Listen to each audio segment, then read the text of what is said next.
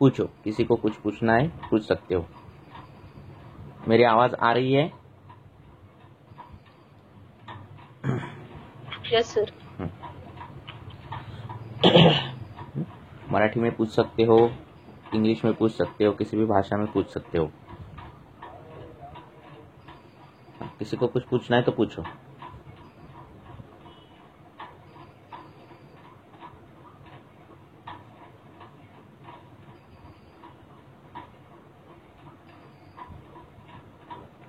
अगर आप ज़्यादा क्वेश्चन पूछोगे तो डिस्कशन में मज़ा आएगा, वो मैं ज़्यादा से ज़्यादा टॉपिक कवर कर सकूँगा।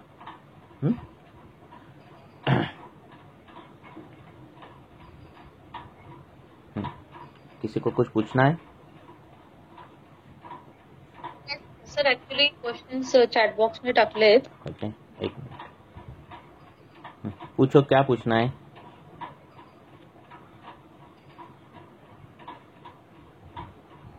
सर कोलिलिथियासिस साठी गाईड करा. ओके,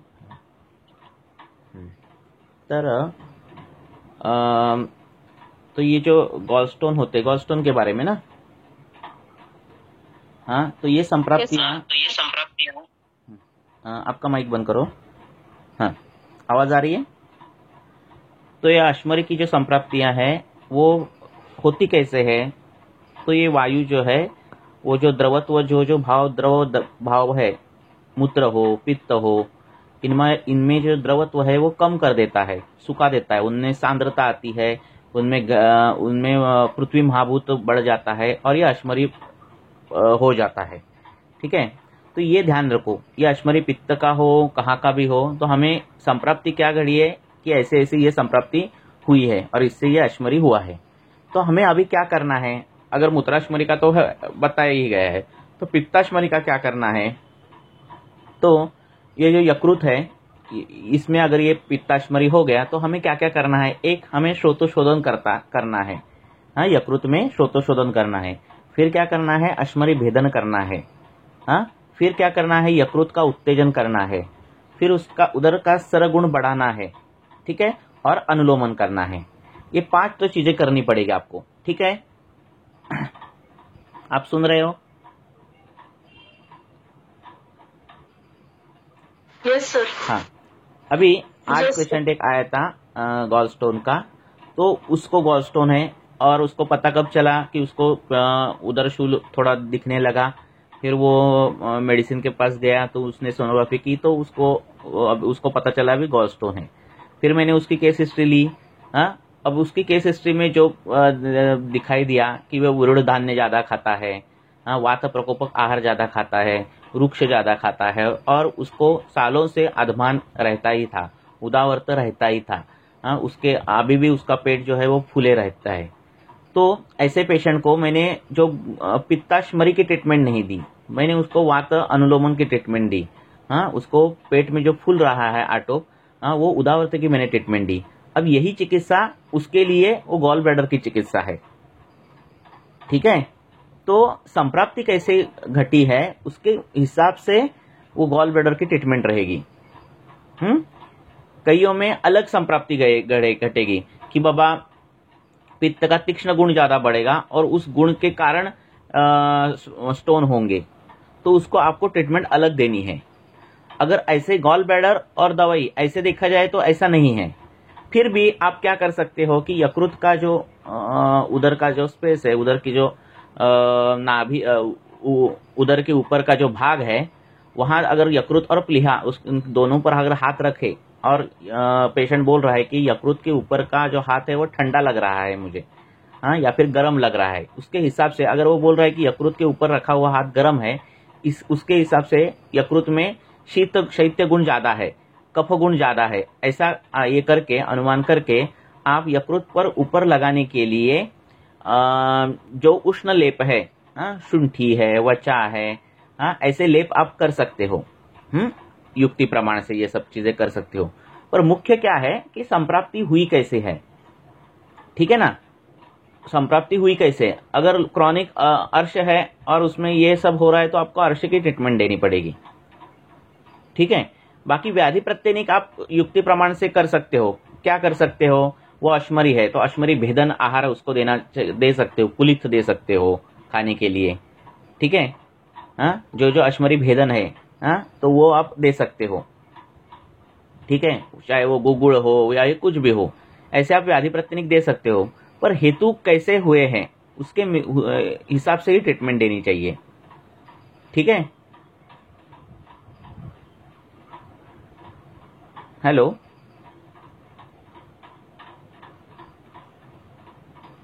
क्योंकि पेशेंट जो आता है वो हर पेशेंट एक ही लक्षण नहीं लेकर आता। कई गॉल ब्लैडर स्टोन हुए ऐसे पेशेंट आम्ल पित्त के हिस्ट्री लेकर आते हैं। हाँ, वो उसका खान पान जो रहता है वो तीखा खाना, ऑयली खाना, नॉनवेज ज़्यादा खाना, हाँ, ऐसा रहता है। तो उसके हिसाब से हम द्रव्य सिलेक्ट कर सकते हैं, हाँ, और वही उसका क्या होगा कि अश्मरी भेदन का काम करेगा। हाँ, उसका पित्त है, जो पित्त की विस्कोसिटी, उसका सर गुण अच्छा हुआ, उसका द्रव गुण अच्छा हुआ, जो प्रॉपर उसका जो इसका जो ये है मेजरमेंट में रहना चाहिए, वैसे इसमें वो रहा द्रव गुण, सर गुण, तो जितना सांद्र चाहिए उतना, तो ये नहीं होगी संप्राप्ति, ठीक है। तो ये उदावर्त से उत्पन्न हुई है, आम्लपित्त से उत्पन्न हुई है या किससे हुई है, इसके मुताबिक ट्रीटमेंट देना ही हेतु प्रतिनिक चिकित्सा है। कईयों को तो सालों साल मालूम ही नहीं रहता कि स्टोन हुए हैं। सोनोग्राफी में स्टोन पता चलते हैं, उसकी विस्कोसिटी नहीं पता चलती, वो पतला है, गाढ़ा है, कठिन है, ये नहीं पता चलता। तो सालों साल स्टोन रहते मालूम ही नहीं रहता, तो कभी किसी दूसरे वजह से सोनोग्राफी करते हो पता चल जाता है कि स्टोन है, ठीक है। तो हमें लक्षण के अनुसार जाना चाहिए।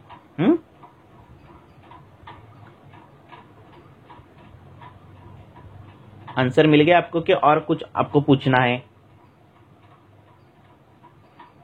क्या आपको लग रहा है कि नहीं ये सेटिस्फाइड नहीं है, और क्या पूछना है आपको?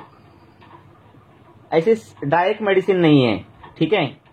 आपको गूगल सर्च करोगे तो मिल जाएगी, हाँ, कि किसी ने जो उसमें रिसर्च किया है वो ऐसे मिल जाएगी, पर ये नहीं है ऐसे। इससे अच्छा आप हेतु क्या हुए है, व्याधि कौन सी हुए है, और परतंत्र व्याधि ये है तो स्वतंत्र व्याधि कौन सी है, उसके हिसाब से अगर ट्रीटमेंट आप दे दोगे तो ही वो अच्छी ट्रीटमेंट होगी। गूगल पे सर्च किया तो फिर कुलथ है वो यूज करते हैं, वो बॉटल गर्ड है वो यूज करते हैं, उसकी पाउडर, अश्मरी में ऑलिव ऑयल यूज करते हैं, ऐसे बहुत सी चीजें यूज करते हैं। जिन्होंने जिस पर रिसर्च किया है वो सब यूज करते हैं। पर हमें क्या करना चाहिए, हेतु क्या हुए हैं, व्याधि पहले कौन सी उत्पन्न हुई थी, अभी क्या है, लक्षण क्या है, लक्षण कौन से व्याधि का पूर्वरूप दिखा रहे हैं, इसके हिसाब से आपको ट्रीटमेंट देनी चाहिए। उदावर्त है और आप व्याधि प्रतिनिक उसका ये कर रहे हैं, अश्मरी ठीक कर रहे हैं किसी फॉर्मूले से, वो नहीं ठीक हो जाएगा। ठीक है।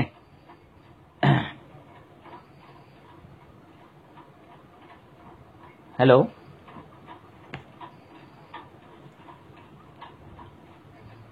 हाँ सर। और कुछ पूछना है उसमें आपको? देखो, किसी भी चीज का किसी भी चीज हो, कोई भी चीज, व्याधि हो या फिर शरीर से बाहर आने वाला फ्लूइड हो, कुछ भी हो, ये चीजें वात पित्त कफ ये तीनों के लक्षण दिखाएगी। अगर आपने प्लूरल का भी ये निकाला फ्लूइड है ना, और देखा तो एक तो वो व्हाइट होगा, एक तो येलो होगा, नहीं तो एक तो ब्लैकिश होगा, कुछ तो नहीं तो पतला होगा, उसमें फेनिल रहेगा। वो कोई भी बॉडी का फ्लूइड हो वो तीन में डिवाइड होता ही है, और ये तीनों के हिसाब से ट्रीटमेंट करनी पड़ती है, इतना सीधा है, ठीक है ना। अगर आपने सीमेन एनालिसिस तो हम ऐसे करते हैं ना लैब में, अगर ऐसे हमने बॉटल में लिया और उसका परीक्षण किया, रंग, गंध, स्वरूप इसमें किया, तो वो भी आपको वात पित्त कफ में ही दिखेगा। तो उसकी दृष्टि ऐसे भी निकाल कर आप ट्रीटमेंट दे सकते हो, ठीक है ना। ये तीन चीजें जो ब्रह्मांड में है उसको छोड़ के कुछ भी नहीं है। हमारे में वात पित्त कफ है, दूसरे साइंस में कोई अलग चीज है, फिजिक्स में जाओगे तो प्रोटॉन, इलेक्ट्रॉन, न्यूट्रॉन है। कोई किधर भी गए तीन ही चीजें रहती है, एक करने वाली चीज, एक बंद करने वाली चीज, और दोनों को समान रखने वाली चीज। गाड़ी का एक्सीलेटर भी देखो, एक एक्सीलेटर रहता है, एक ब्रेक रहता है, एक क्लच रहेगा, है ना। ये 3 रहेगा, वो विदाउट क्लच की है गाड़ी, पर कितनी चलती है नहीं। ये 3 चीजें चाहिए गाड़ी अच्छी चलने के लिए, ठीक है ना। तो ये तीनों में ही सब कुछ ब्रह्मांड डिवाइड होता है।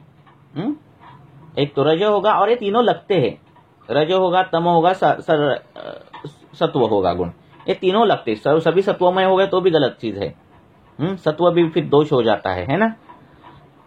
तो इन तीनों में सब कुछ डिवाइड करना कभी भी, तो क्वेश्चन ही नहीं पड़ते।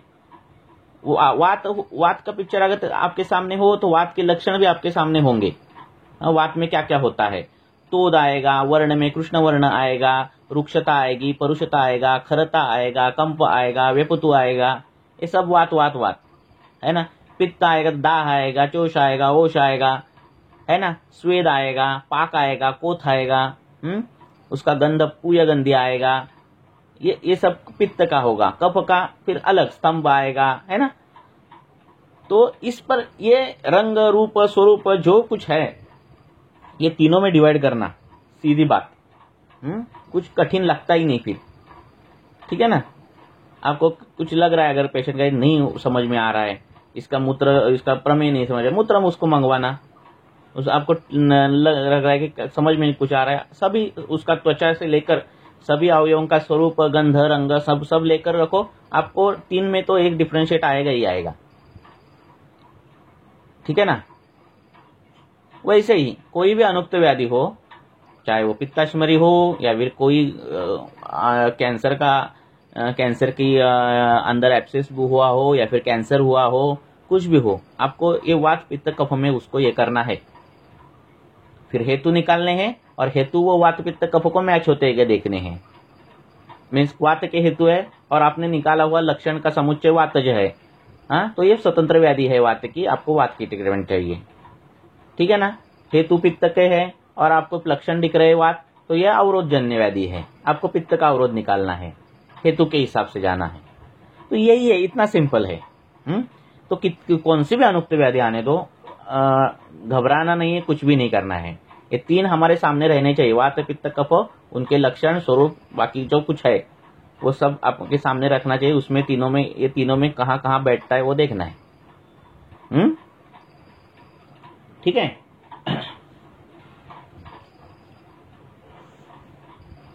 और फिर विनिश्चय हो गया कि बाबा ये वातज है, पित्तज है, वॉटेवर है, फिर आप उसके अंदर जाओगे, उसको क्या करोगे, अंशांश कल्पना में उसको डिवाइड करेंगे। वातज है तो किस गुण से वातज है, पित्तज है तो किस गुण से पित्तज है, रक्त पित्त है तो रक्त पित्त कौन से गुण से बड़ा है, तीक्ष्ण गुण से बड़ा है, उष्ण गुण से बड़ा है ना, पित्त के द्रव गुण से बड़ा है। ये गुण है ना, ये आंशिक कल्पना है।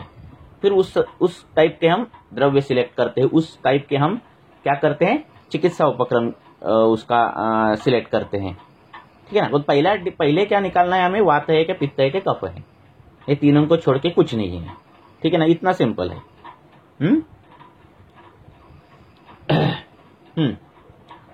और आया समझ में। तो इसीलिए दर्शन प्रश्न ही बहुवचन है। बहुत प्रश्न पूछना है पेशेंट को, और बहुत प्रश्न पूछने के बाद जो बहुत उत्तरें मिलेंगी, वो जो उत्तर है वो आपको पता चल जाएगा ये किसमें आपको वो व्याधि बिठाना है। ठीक है ना।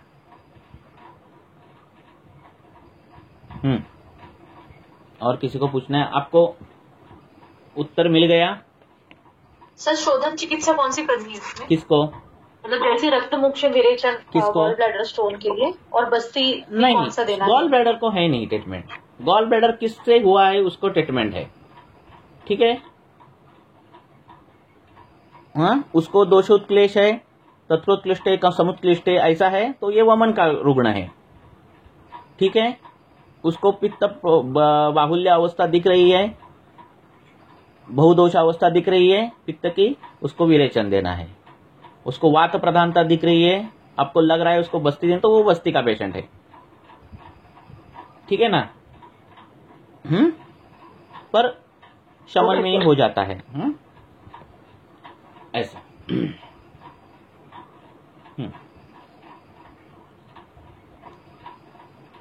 और बहुदोष अवस्था हो तो ही पंचकर्मा पे जाओ।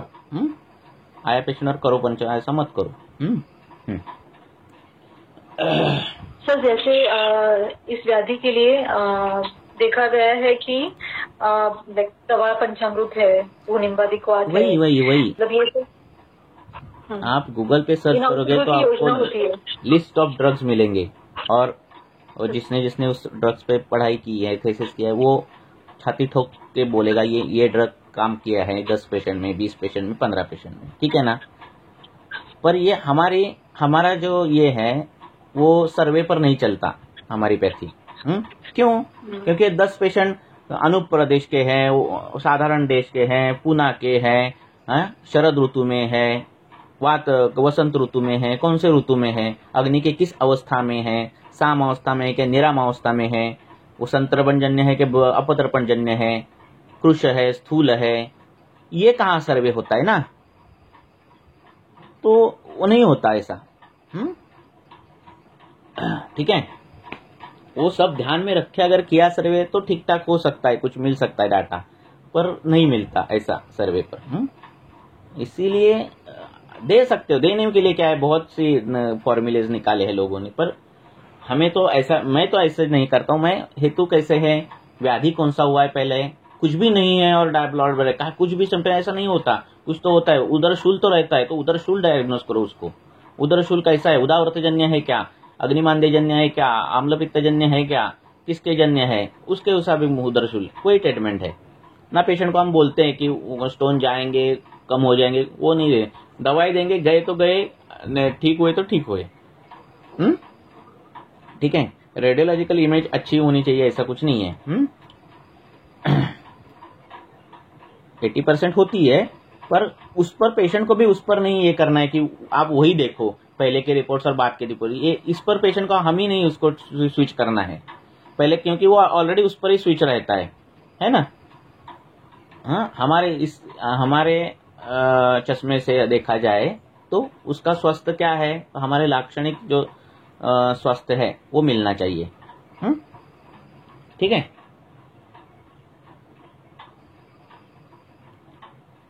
बराबर है, क्योंकि रेडियोलॉजिकल किस पर डिपेंड, कौन सा आमाशयगतवात एमआरआई में दिखेगा क्या, नहीं दिखेगा, है ना। अन्योन्य आवरण एमआरआई में दिखेंगे क्या, नहीं दिखेंगे, बराबर है ना। अर्शजन्य उदावर्त ये वात दिखेगा क्या एमआरआई में या इसमें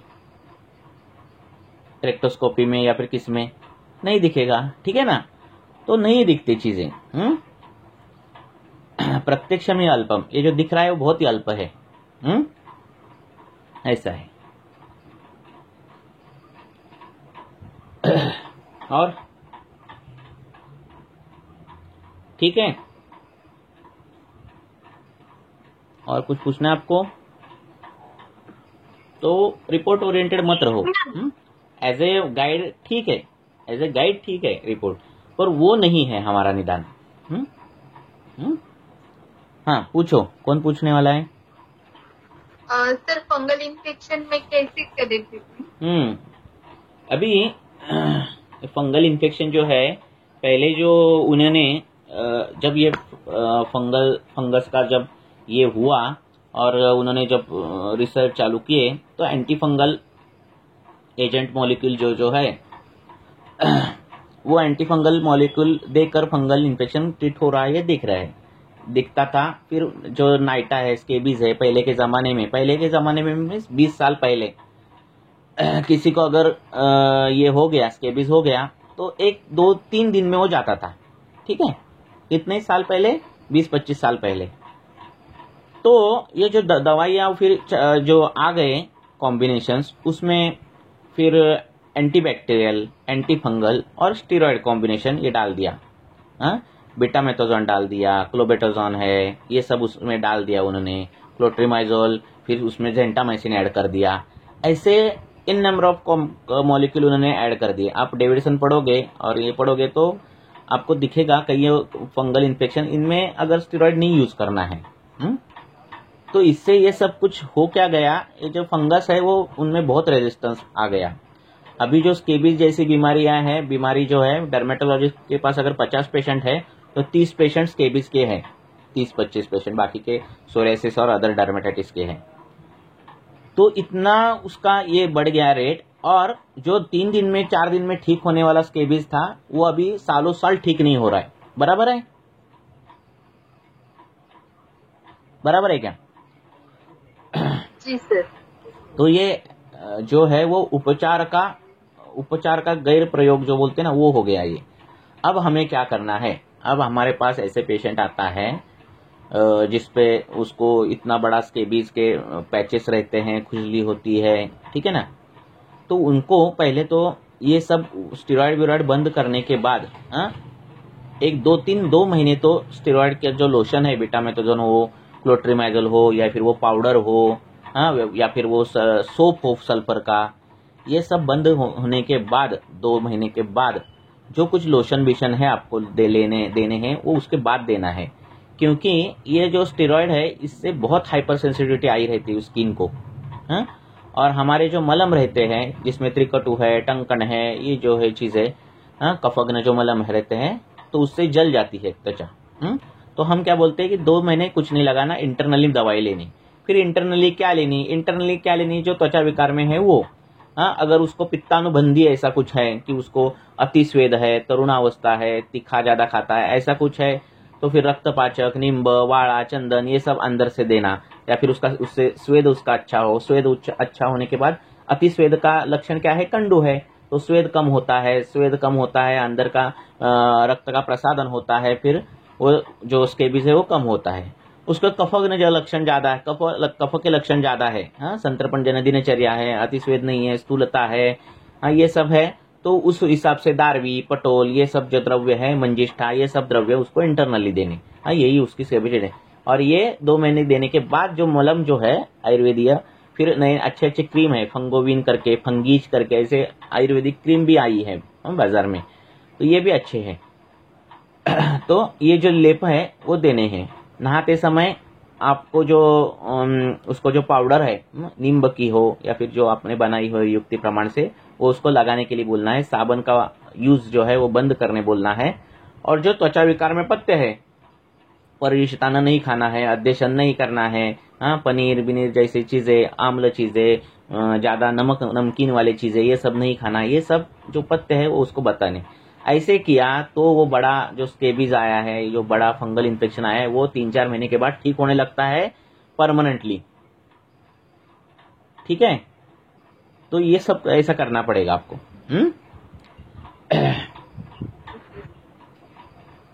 ओके जी सर। तो उनको बोलना, ये अभी आपने जो जो लगाया है ना ऊपर लोशन, उसका हो गया अभी रेजिस्टेंस। अभी जो आपकी फंगस जो है वो बहुत ताकतवान हुई है, तो 1 महीने में आपका नहीं जाएगा, ऐसा उनको बोलना है। फिर उनको बोलना है अभी क्रीम बंद करने के बाद 1 महीने के बाद, 2 महीने के बाद मैं आपको लोशन दूंगी लगाने के लिए, या फिर मलम दूंगी लगाने के लिए, ऐसा उनको बोलना है। नहाते समय ये पेस्ट लगानी है और उधर का धोना है, 2 टाइम नहाना है, उधर के जो एरिया है वो ड्राई रखना है, ये सब चीजें उनको बोलनी है। और पथ्य बोलना है। क्यों पथ्य है? क्योंकि रोज अगर आमावस्था होगी, रोज अगर उसका क्लेद खराब होगा, रोज स्वेद से ज्यादा स्वेद आएगा, रोज पसीने में विषाक्तता होगी, जो अंदर का आम है, जो दुष्ट मेद है, वो सब रोज अगर बहाएगा तो रोज कुष्ठ की जो संप्राप्ति रोज ये होगी। तो कुष्ठ में जो दिए हैं, ये नहीं खाना, वो नहीं खाना, कुलित नहीं खाना, मुड़ा नहीं खाना, मूलक नहीं खाना, शिगरू नहीं खाना, ये नहीं, जो कुछ दिया है, संकीर्णाशन जो है वो सब बंद करना है। 2 ही टाइम खाना खाना है, बीच में कुछ भी तो मुंह में नहीं डालना है, ऐसा उसको स्ट्रिक्टली बोलना है।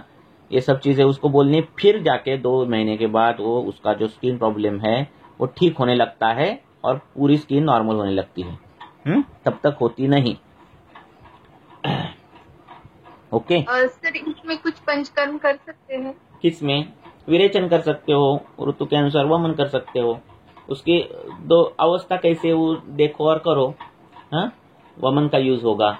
जी सर। एक्चुअली कैसे होता है सर, जब एक्टिव हो जाता है ना फंगल इन्फेक्शन, तब जो पैचेस रहते हैं ना उसको ऐसे बॉर्डर दिखती है और तब ऐसा लगता है कि वो जैसे बड़ा है, फ्लास्क शेप जैसे अल्सर उन्होंने बनाए रहते हैं। वो जो फंगस है ना, उसके ऐसे माइक्रोस्कोप में डाल के, और जब रात को जब खुजली उठती है ना उसको, तो खुजाने के बाद क्या होता है, वो कॉलोनी टूट जाती है फंगस की और उसको अच्छा लाक्षणिक उपचय मिलता है।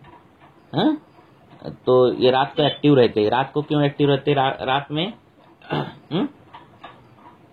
रात को अगर उसने खाना अगर 6 बजे खाना चालू कर दिया, 9 बजे 10 बजे नहीं 6 बजे, तो ये खुजली रात को उठने की भी कम हो जाती है। रात को अग्नि कम रहता है, ये ध्यान में रखो। तो रात को खाना खाओगे तो आम निर्मित होगी किसी की भी, ठीक है। तो इनकी तो होती ही रहती है कुष्ठ के पेशेंट को।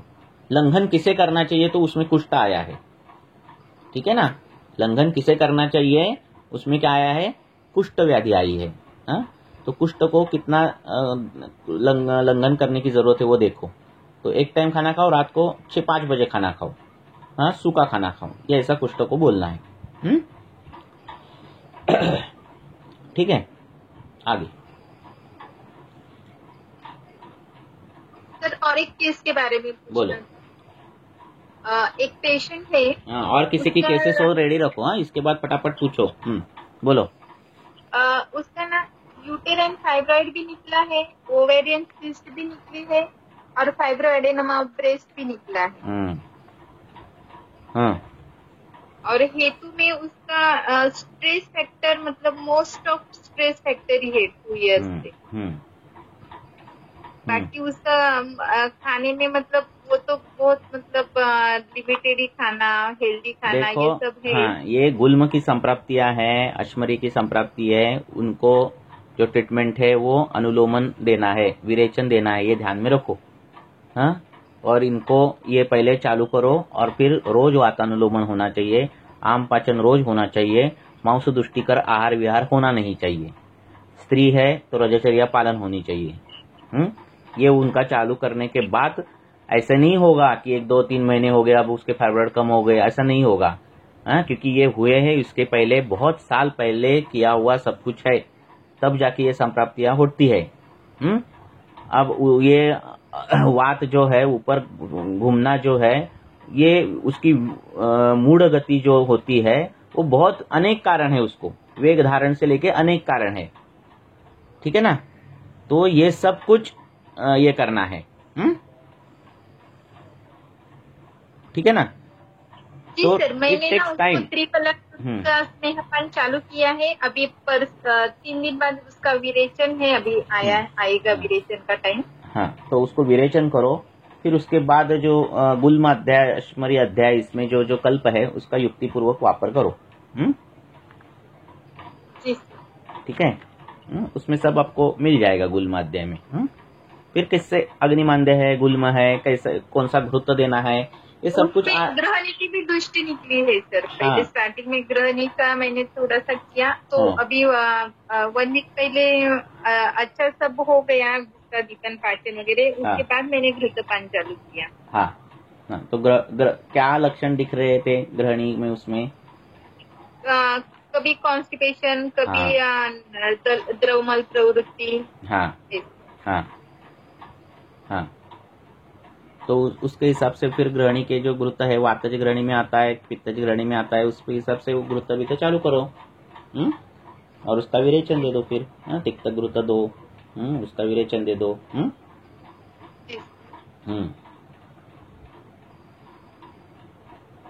ठीक है। भल्ला तक का ये भल्ला तक घृत भी आया है, जो ग्रहणी में भी आता है और गुल्म में भी आता है। कौन सा? भल्ला तक। तो वो गुरुत्व उसमें ज्यादा काम करेगा। मैं आप उसको आप सोचो, युक्ति प्रमाण से दे दो। मैं सिर्फ आइडिया दे रहा हूँ, एक मार्ग दे रहा हूँ, क्योंकि मैंने पूरी केस दी नहीं है, देखी नहीं है। तो ऐसे कल्प आते हैं कि उदर से उत्पन्न ग्रहणी से उत्पन्न उदर है ना, तो उसमें अभया घृत आता है। ऐसे घृत दिए हैं। तो वो घृत चालू करो। कौन सा? भल्ला तक घृत चालू करो। मीन्स आप देखो कंडीशंस और उसके हिसाब से करो चालू। हाँ, ठीक है, हो गया आपका। रोज वातानुलोमन होना चाहिए। ये ध्यान में रखना है। वात किधर भी नहीं जाना चाहिए, और किधर भी जाने के लिए माउस बीन्स उसका अच्छा होना चाहिए। मांस के जो पथ्य है, मांस दुष्टि नहीं होनी चाहिए, वो सब उसको पालन करने बोलो। फिर कुछ अर्बुद नहीं होगा। बोलो, और किसी को कुछ पूछना है? पूछो। कोण काही थांबा, कोणीतरी मेसेज करते, वाचतो मी। एक वाचूया, एक वाचू। 2 मिनिट। प्रसारणी क्रीम, प्रसारणी क्रीम आहे बाजारात। अजून बाजारात फंगीच म्हणून एक, ह्याच्या फंगससाठी फंगीच म्हणून एक क्रीम आहे, तिचे पण रिझल्ट चांगले आहेत। फंगोविन आहे, पण फंगीचे रिझल्ट जरा जास्त चांगले वाटत आहेत। गजकर्ण मलम म्हणून एक ह्या लक्ष्मी केशव फार्मसी एक आहे कोकणातली, त्याचं गजकर्ण मलम आहे। कफज असा व्याधी असेल, कुठला तुमचा स्केबीज असेल, गजकर्ण असेल, तर त्याला तुम्ही हे करू शकता। अजून कोणाला काही माहिती आहेत का वेगळी क्रीम्स ज्याचं हे आहे ते सांगा तुम्ही, मी त्यांना बरं पडेल द्यायला। कोणाला काही अजून हे माहिती आहेत का?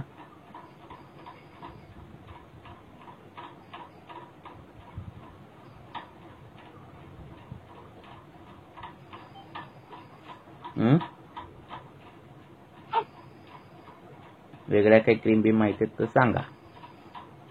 तुम्हाला तुमच्या पण प्रॅक्टिसमध्ये तुम्ही केलं असेल तर कर्पूरगंधकम म्हणून कर्पूरगंधकम एक येतं, त्याचा एक रिझल्ट फार सुंदर आहे।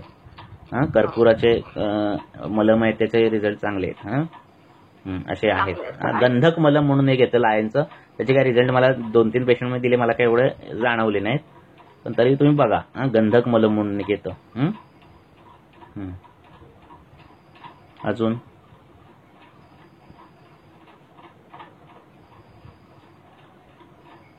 अजून कुठले मलम आहेत बघा। असे या काही फार्मसी चांगले चांगले बनवतात, मग ते वापरायला काय हरकत नाही। बोला।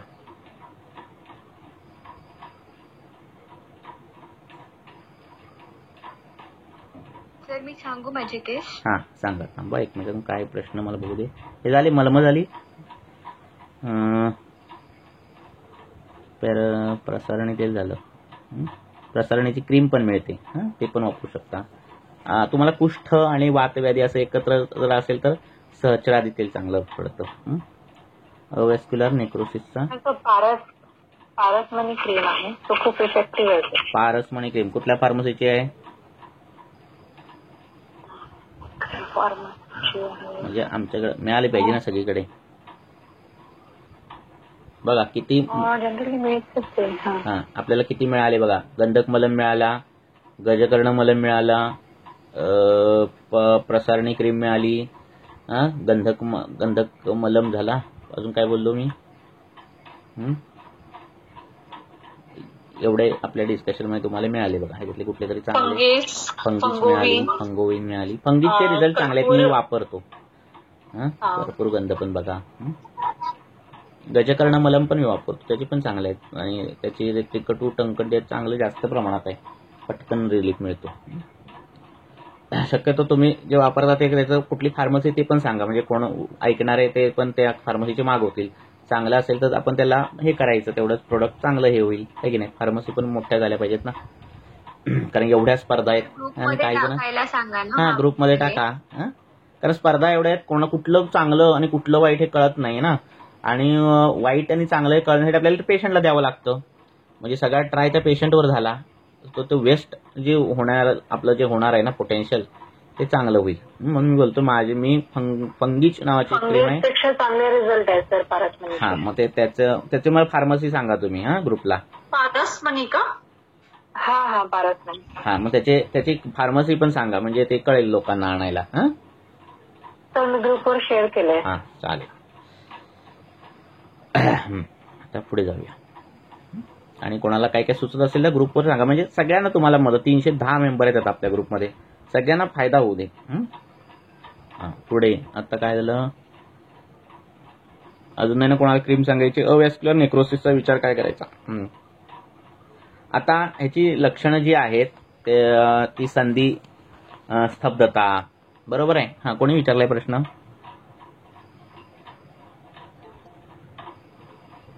विचारलेलं माणूस आहे का, कोण आहे? हा, समीक्षा मॅडम, हा बोला. तर तर पेशंटची लक्षणं कशी आहेत हे बघायचं. मूळतः काय असतात लक्षणं की मी हिंदीमध्ये बोलतो कि प्राय क्या लक्षण रहते हैं कि स्तंभ रहता है, बराबर है. हाँ, वो संधि की क्रिया हानि होती है, बराबर है, यही लक्षण होते हैं ना? हो सर, हो हाँ, सर. हाँ, संधि की क्रिया हानि रहती है, ये सब रहते हैं. अब इसका डायग्नोसिस मॉडर्न वाले आरए करे, वेस्कुलर नेक्रोसिस करे, हाँ, या फिर एएस करे, हाँ, कुछ भी करे. हमारे हिसाब से वो हमारा जो संधि है, हाँ, वो क्या हुआ है हमारे हिसाब से देखना. हाँ, स्तंभ है, स्तंभ पे ऊपर गर्म अगर हमने लगा लिया और उसको ठीक लग रहा है, हाँ, जो उसका स्तंभ जा रहा है, तो ये कफावृत्त जो है वात है. हाँ, स्तंभ है, सुबह बढ़ता है, अध्यशन ये सब करने के बाद वो ये होता है, गरम लेप लगाने के बाद कुछ फायदा नहीं होता, तो ये आमावृत्त है. रक्तमोक्षण किया, उसको अच्छा लग रहा है, ठंडे पानी से नहाया, अच्छा लगता है, तो ये रक्त की संप्राप्ति है. तो ऐसे हिसाब से हमें उसका डायग्नोस करके ट्रीटमेंट देनी है. अवेस्कुलर नेक्रोसिस के लिए या अमृत आदि गुगुड़ ऐसा नहीं करना है.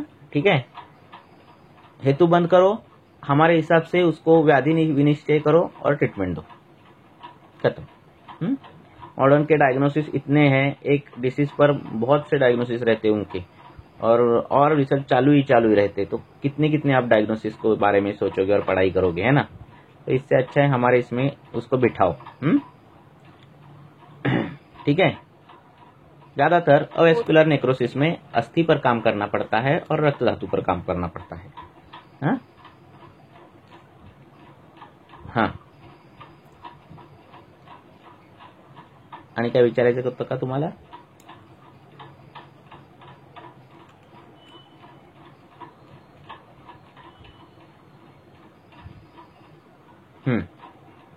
समीक्षा मैडम, एवढंच आहे? हो. चाल, और किसी को कुछ पूछना है? डायरेक्ट पूछो, इतना क्यों टाइप कर रहे हो?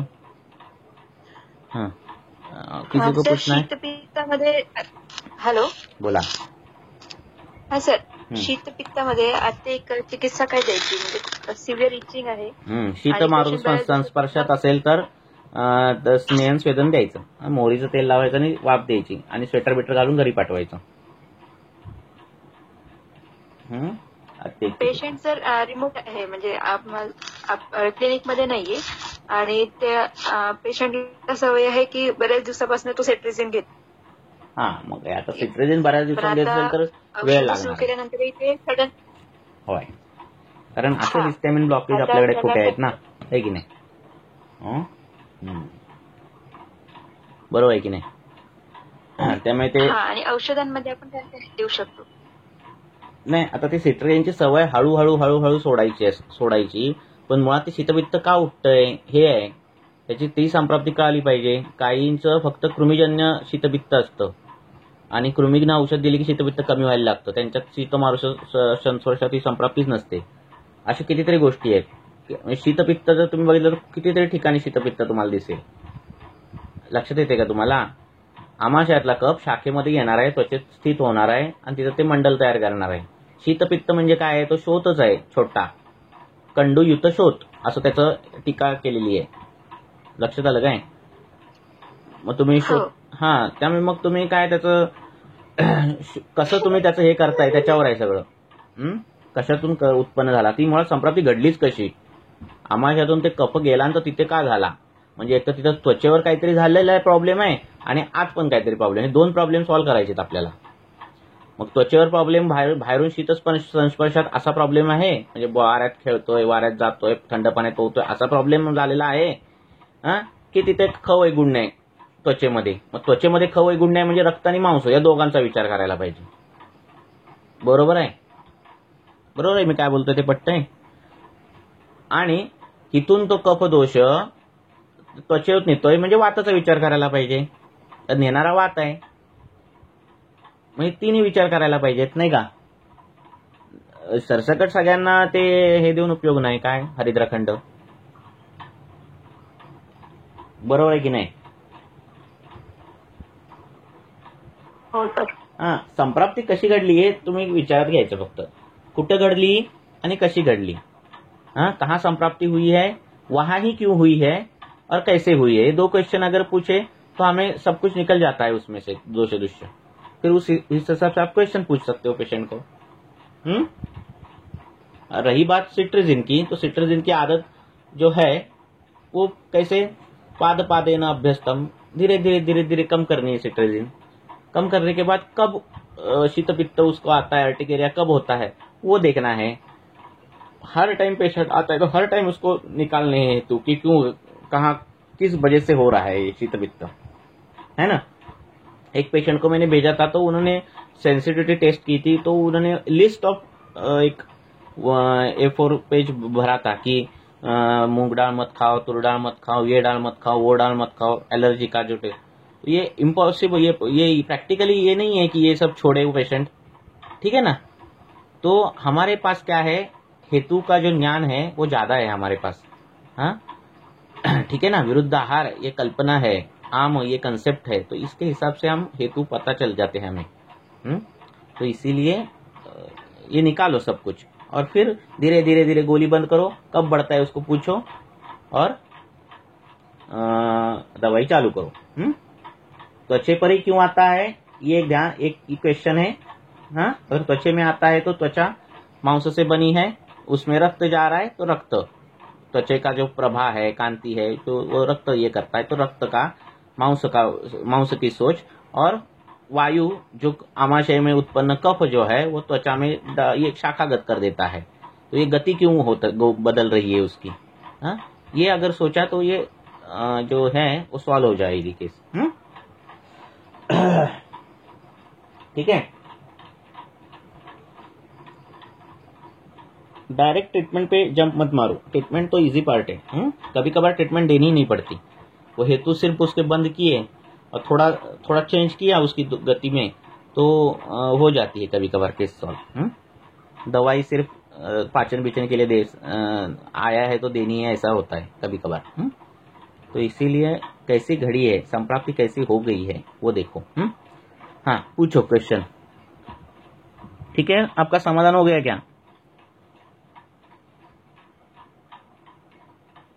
हाँ, पित्ताचा एक मिनिट वाचतो. विचारायचं होतं मला. हा, बोला. विचार. तिला कृमिग्न देऊन झालंय पेशंटला, रक्तपाचक दिलेलं आहे, सुवर्णसूत दिलंय, वात गजांकुश देऊन झाले, म्हणजे बदलून ट्रीटमेंट दिली आहे. महामारीच्या आधी तेल लावायला दिलंय आणि स्ट्रेस फॅक्टर होता तर एक आठवडा झालाय तर जटामांसी फाड सुरू केलाय, पण तरी तिला उपशय नाही. आणि एक लक्षात घ्या, हे इनिबिटर जे आहेत ना, म्हणजे histamine inhibitor, proton pump inhibitor, H1 inhibitor, हे जे काही आहेत, एसी इनिबिटर, आलं लक्षात. इनिबिट करणं म्हणजे बंद करणं, शरीराची कुठली शरीर में जो क्रिया हो रही है उसको दबाना है. ठीक है. हाँ, इनिबिट करना है. ठीक है. अब दबाने से क्या हो जाता है, जब हम वो निकाल देते हैं तो रिबॉन्ड जो उसका जो इफेक्ट है वो दिखता है. हाँ, उसको बोलते हैं रिबॉन्ड हाइपरटेंशन, रिबॉन्ड अर्टिकेरिया, सब रिबॉन्ड. ओके ना. तो वो देखना, उसको बोलना है कि ये कम होने के बाद थोड़ा बढ़ेगा. क्यों बढ़ेगा, तो ये ऐसा इसलिए बढ़ेगा क्योंकि वो बढ़ा ही हुआ है, सिट्रिजिन से आप दबा रहे थे. ठीक है ना. हेलो. हाँ सर. हाँ, तो ये उनको क्लियर करो. छर्दी का वेग रोध करने के बाद भी ये शीतपित्त आता है, तो वो हो रहा है क्या देखो. शीतपित्त के जो उदर्द के जो दिख रहे हैं आपको संप्राप्तियां, वो सब देखो. फिर त्वचा में ही क्यों हो रहा है वो देखो. ये सोचने के बाद आपको कुछ तो क्लू मिलेगा. नहीं मिला तो एक केस डाल दो ग्रुप पर. पर हेतु उसको बारीक बारीक हेतु है. ऐसा मत करो कि ये भी कर दिया वो नहीं, स्पेसिफिक करो. आपको लग रहा है क्या कृमि का, तो कृमि करो.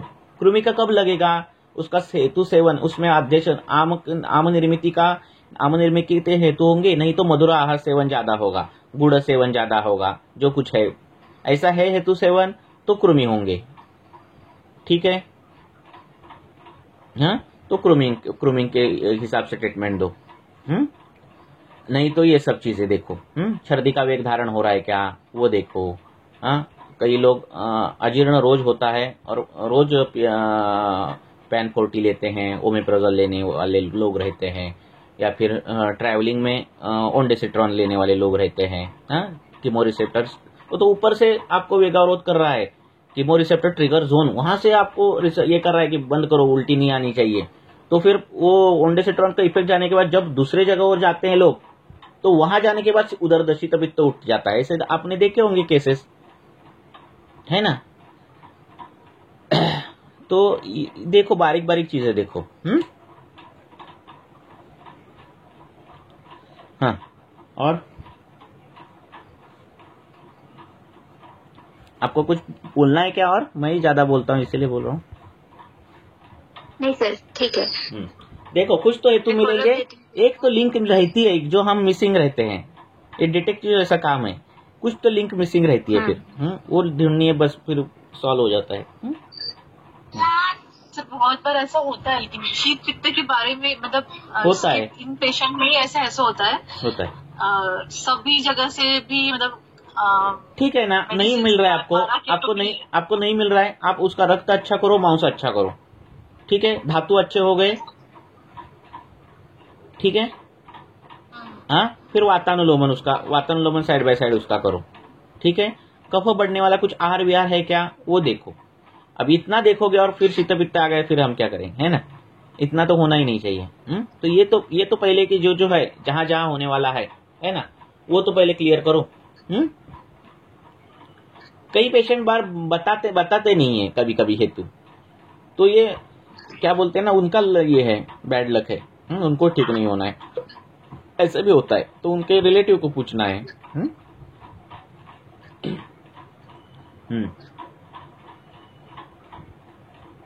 और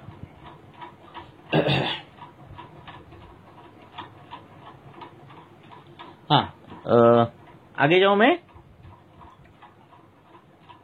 अच्छा, पित्ताचा उष्ण तीक्ष्ण गुण वाढवल्याने होणाऱ्या दाहामध्ये काय द्यावे? ग्रुपची लिंक इनको कोई तो शेयर करो। हाँ, लांजेवार मैडम को। पित्त का उष्ण तीक्ष्ण गुण किस इसमें बढ़ाए, रक्त पित्त में बढ़ाए, है ना। तो रक्त पित्त में जो लेप है बताए गए हैं, जो औषध बताए गए, उसका प्रयोग करो, तो वो दाह जो है वो कम हो जाएगा, है ना। हेलो, किसने प्रश्न पूछा है? जी, मैंने पूछा है। हाँ, तो रक्त पित्त में क्या क्या दिया है, दाह जहां जहां है, तो वो सब यूज करो। चंदन है, कमल है, वाड़ा, उशीर है ना। मधुर शीत द्रव्य। हाँ, मधुर शीत दे दो। ठीक है ना। चलो, फिर आगे का क्वेश्चन। हाँ, उन्होंने लिंक भेजी है, देखो ग्रुप की, उस ग्रुप ज्वाइन करो।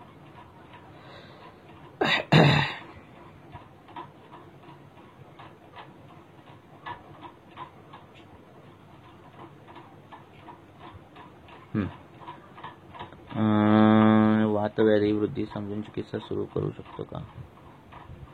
देखो, गर्भाशय आशय जो है वो अच्छा होना चाहिए, क्योंकि जो आशय है, हाँ, उसमें वायु आकाशीय तत्व रहता है, और उसका जो अगर एनाटॉमिकल डिफेक्ट, एनाटॉमिकल एबनॉर्मिटी हो, तो जो गर्भ है वो कभी कभार ठीक अच्छा निकलेगा भी और नहीं भी निकलेगा, बता नहीं सकते। हाँ, क्योंकि वो जो एनामोली है, वो जो यूटेरस में आया एनाटॉमिकल जो डिफेक्ट है, वो गर्भ पर कहाँ प्रेशर डालता है और डालने वाला है। कभी कभार क्या होता है कि गर्भ की वृद्धि हो जाती है और वो एनामोली का जो ऑब्स्ट्रक्शन है वो नहीं होता कभी कभी गर्भ पर ये क्या बोलते हैं ना, ये पॉसिबिलिटी पर है। तो ये चीज जो है प्रेगनेंसी की पॉसिबिलिटी पर नहीं चलेगी, क्योंकि आप बोलोगे नहीं ठीक हो सकता है, ऐसा बोलोगे और कुछ डिफेक्ट निकला तो वो आप पर हो जाएगा, ठीक है ना। तो रिस्क ही नहीं लेनी। फाइब्रॉइड है, बड़ा फाइब्रॉइड है और प्रेगनेंसी कर नहीं करना, क्या जरूरत है ना? क्योंकि आशय अच्छा होना चाहिए ना। हमें क्या बोला है, ऋतु क्षेत्र अंबु बीजा नाम, तो क्षेत्र अच्छा नहीं चाहिए क्या, है ना? तो क्षेत्र एनाटॉमिकली और फिजियोलॉजिकली भी अच्छा चाहिए, है ना? होना अपेक्षित है। आगे किसी को पूछना है, फटाफट पूछो। विचारा। सर मेरा एक पेशेंट है, एज 33 इयर्स। उसके जब मैंने हेतु निकाले तो मुझे सब संतर्पण जन्य ही लगे, जैसे व्यायाम। Male female? मेल। और वो आईटी क्षेत्र में काम करता है, बैठकर ही काम है मतलब पूरा। और मधुर पदार्थ का सेवन, रोज दूध, दही और चावल चपाती ऐसे ही है। और उसका जब मैंने हिस्ट्री दिया तो यही निकला अव्यायाम। उसका वेट है 88 kg, मतलब अराउंड उसका 70 होना चाहिए, तो 15 kg ज्यादा है वेट। और उसने जब मुझे अप्रोच किया तो उसका था कोलेस्टेरॉल था 220, और उसके सिम्टम्स में है ना, सिर्फ उसको वो मेरे पास आया था कि उसके पैर में ही चुभता है, जैसे जब वो सुबह उठता है ना तो उसके पैर में कांच चुभने जैसे, मतलब वो पैर भी नहीं रख सकता, इतना ही सिम्टम्स के लिए आया था। उसको कुछ भी प्रॉब्लम नहीं था। और उसका शुगर लेवल था 241, पोस्टप्रांडियल और फास्टिंग 133 था। और अभी मैंने उसको 1 महीने के बाद उसने किया टेस्ट, तो अभी उसका ज्यादा बढ़ गया है, मतलब 164 और पोस्टप्रांडियल है 210। पर अभी इसमें तो लक्षण कुछ भी नहीं है, तो उसको मैं अभी क्या है, ये पेशेंट इस स्थूलता, पेशेंट इस स्थौल्य का है, से ट्रीट करूंगी ऐसे मैंने सोचा है। ऐसे ही सोचो। और पेशेंट को क्या बोलना है, ये स्थूल पेशेंट जो है व्यायाम जिसमें है, उनको बोलना है, अब देखो ये लक्षण तो लेकर आप आए हो मेरे पास, ठीक है ना? आपको क्या अपेक्षा है कि ये लक्षण मैं ठीक करूं? आपका वजन इतना है, अव्यायाम है आपके शरीर में, आज ये लक्षण ठीक हो जाएगा, दूसरे महीने में दूसरे लक्षण आ जाएगा, तीसरे महीने में तीसरा लक्षण आ जाएगा, कई कबार ऐसे लक्षण आ जाएगा कि आप मेरे यहाँ नहीं हॉस्पिटल में एडमिट हो जाओगे। तो इतना बड़ा लक्षण आने तक आप वेट करोगे कि आज से ही व्यायाम चालू करोगे? ठीक है ना? जब तक आपको मेरे क्लिनिक तक आने के लिए पैर है, तब तक आप आ रहे हो।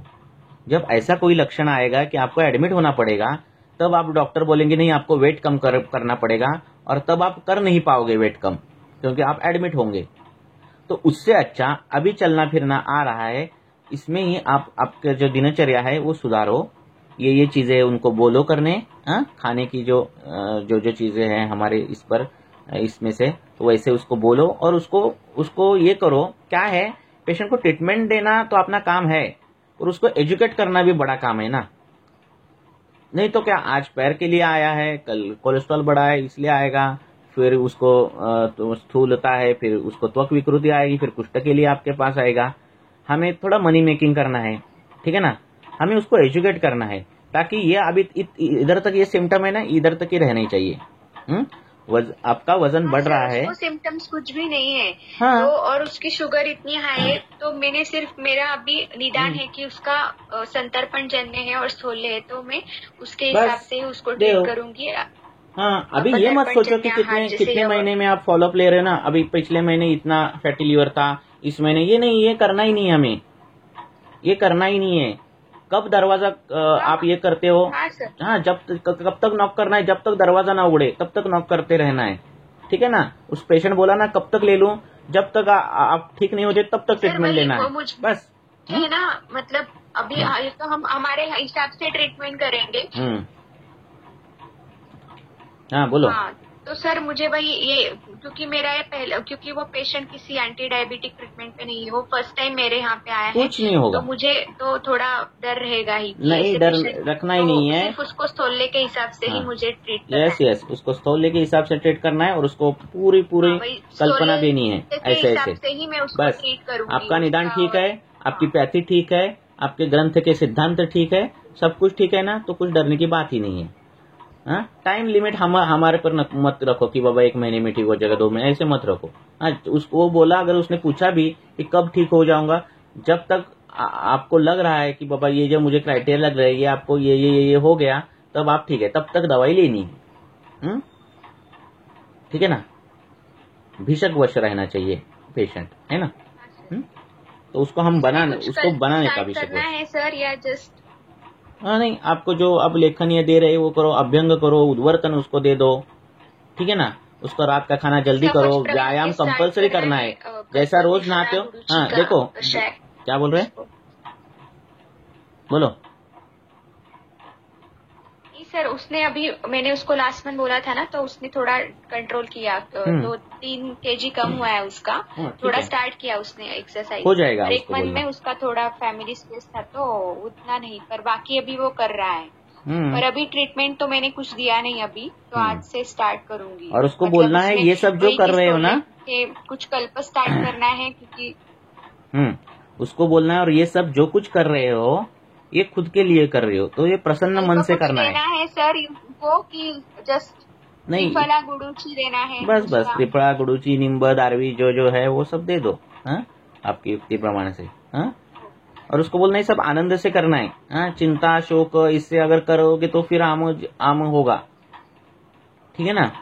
हाँ सर, वो उसको बोलना है वैसे, अरे मैं क्या खा रहा हूँ, ऐसे शौक से अगर खाना खाया ना, तो हमारे इसमें लिखा है कि मात्रेया अपि अभ्युरुतम, आपने अगर मात्रावत भी खाना खाया, जीर्णे अपि अभ्य, ये लिखा कि आपने अच्छा खाना खाया, पथ्य कर अगर आपने खाना खाया तो भी अन्न नहीं डाइजेस्ट होता, ऐसे दिया है। क्यों नहीं होता, तो आपको शोक है, चिंता है, क्रोध है, ऐसे लिया है, प्रजागर है, रात्रि जागर, तो इससे भी आम हो जाता है। तो अगर पेशेंट ने यार क्या डाइट दिया इसने, मैं तो अच्छा खासा खा रहा था अभी, ऐसे अगर क्या, तो फिर उससे भी नहीं ट्रीटमेंट रिजल्ट मिलेगा। उसने अगर हल्का भी आहार लो, उसने अगर पथ्यकर भी आहार उसने ले लिया और ऐसे शोक करके ले लिया, तो उसका भी अजीर्ण हो जाएगा, ऐसे शास्त्रकारों ने बोला है। देखो इतना बड़ा है चीजें, तो ये उसको बोलना है, प्रसन्न मन से ही लेना है, सब कुछ करना है, क्योंकि ये आपके लिए मैं कर रहा हूँ, आपको ठीक होना है, ठीक है ना। ठीक होना ये जैसे मेरी रिस्पॉन्सिबिलिटी, उससे ज्यादा दुगनी रिस्पॉन्सिबिलिटी आपकी है, ऐसे पेशेंट को बोलना है। क्योंकि वो क्या करके आया रहता है मालूम है, कि आप अच्छा कर दोगे, मैं आपको पैसे दे रहा हूँ ना, तो आप अच्छा ही करोगे मेरा, ऐसे वो ऐसे अपने ऊपर रिस्पॉन्सिबिलिटी डालता है डॉक्टर के ऊपर। उसको बोलना ये मेरी रिस्पॉन्सिबिलिटी नहीं है, ज्यादा रिस्पॉन्सिबिलिटी तेरी है। सर ऐसे होता है। ऐसे बोलना उसको कठोर शब्द में, ठीक है।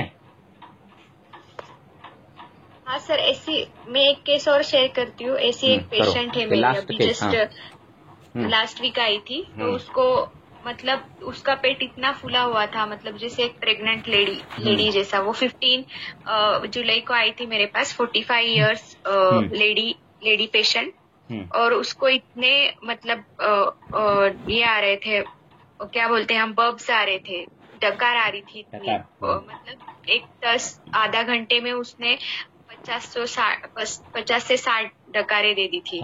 और उसका पेट पूरा फूला हुआ था, और उसको मॉर्निंग में मोशन हुआ था। तो मैंने उसकी पूरी हिस्ट्री ली, तो मेरा हेतु में मुझे उसका लगा, वो एवरीडे चाय और बिस्किट और रस्क, उसमें दूध गुड़ डाल के चाय, और फरसान बीच बीच में खाना, और मतलब उसको ट्यूशन लेती है तो रात का खाना 5 मिनट में खत्म करना, और सुबह का मोशन कभी कभी काम करना है तो मोशन को नहीं जाना। तो ऐसे 4-5 हेतु मुझे लगे, जो उसका पित्त भी बढ़ा रहे और वाद भी बढ़ा रहे और आम भी बढ़ा रहे। मतलब मुझे तीनों लक्षण उसके लगे, वामाजीर्ण, विदग्धाजीर्ण, और तीनों के भी लक्षण मुझे मिले उसमें। और पूरा उदावर्त जैसे ही लगा, और आमाशय गतवात, ये 3-4 मुझे उसका मिला, मतलब निदान मैंने किया। तो उसको मैंने वही इंगुवचादी स्टार्ट किया है सर, और शंखवटी तो स्टार्ट किए हैं।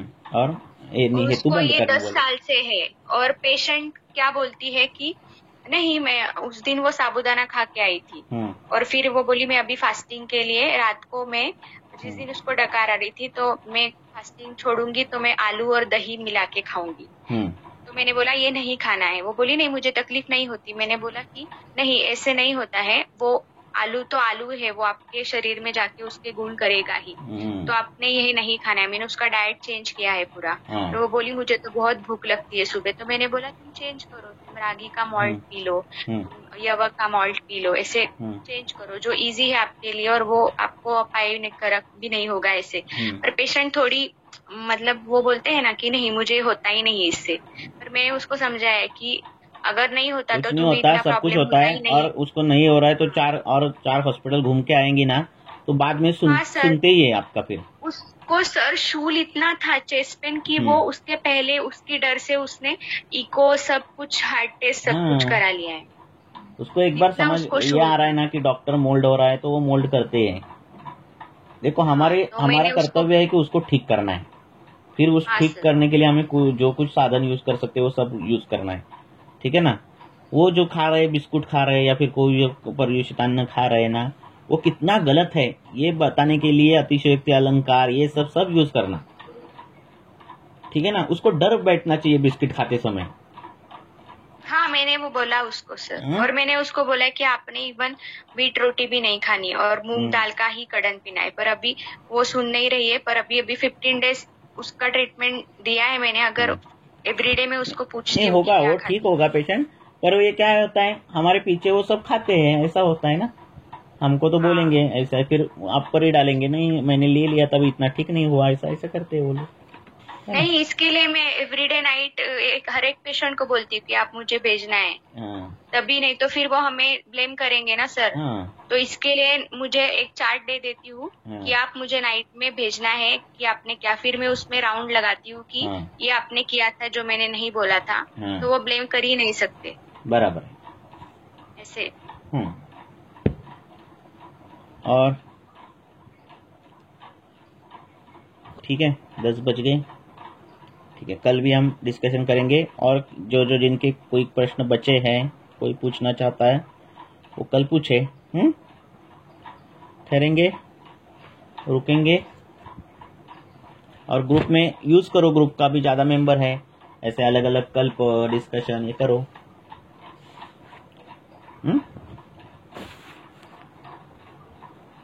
ठीक है किसी को पूछना नहीं है ना, जो पूछना है अभी कल पूछो। हाँ ओके। हाँ सर। ओके।